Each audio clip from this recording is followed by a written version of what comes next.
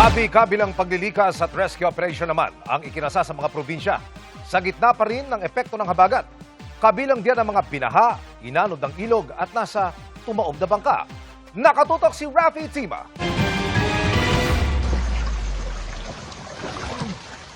Apat na rescuer ang nagtulong-tulong sa gitna ng dilim para maisakay sa bangka ang isang senior citizen sa isang barangay sa Sablayan Occidental, Mindoro na binaha hanggang baywang. Palalay po. Opo.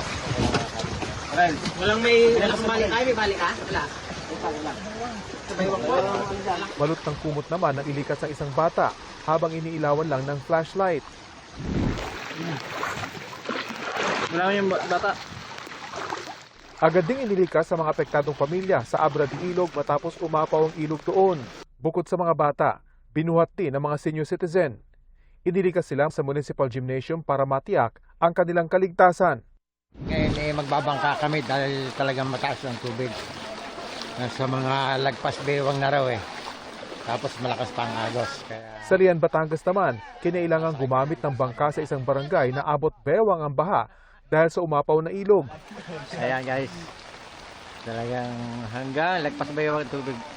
Pwede naman naming lakarin guys, kaya lang sa palaran, mahirap na. Sayang, mahalaga ang buhay. Habang ang harap ng paralang ito sa Kalatagan,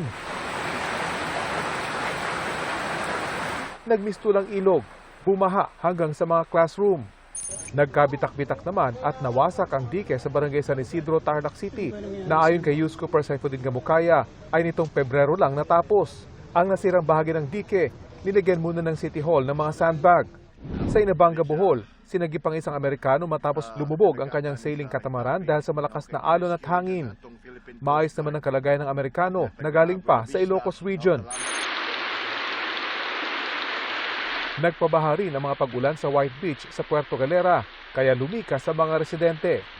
Sa San Mateo, Rizal naman, natumba kahapon ang isang estudyante dahil sa rumaragas ang tubig mula sa bundok. Tutulungan na sana siya ng isa pang estudyante, pero inanod siya, kaya hinabol pa. Nasagip din ang tinangay na estudyante kalaunan. Sa gitna naman ng rumaragas ang baha, may naisip ang isang truck driver sa Antipolo, Rizal para makadaan ng maliliit na sasakyan. Yan! Binarahan pala ni Kuya. Okay, good. Ang kanyang truck ginamit niyang pangharang sa rumaragas ng tubig na may kasamang bato at putik galing sa bundok. Impact ng pressure ng tubig po. Mabawasan po. Sa truck niya muna yun tatama before sa mga motorista. 10 minutong humarang ang truck sa tubig bago ito umalis. Rafi Tima, Nakatutok, 24 oras.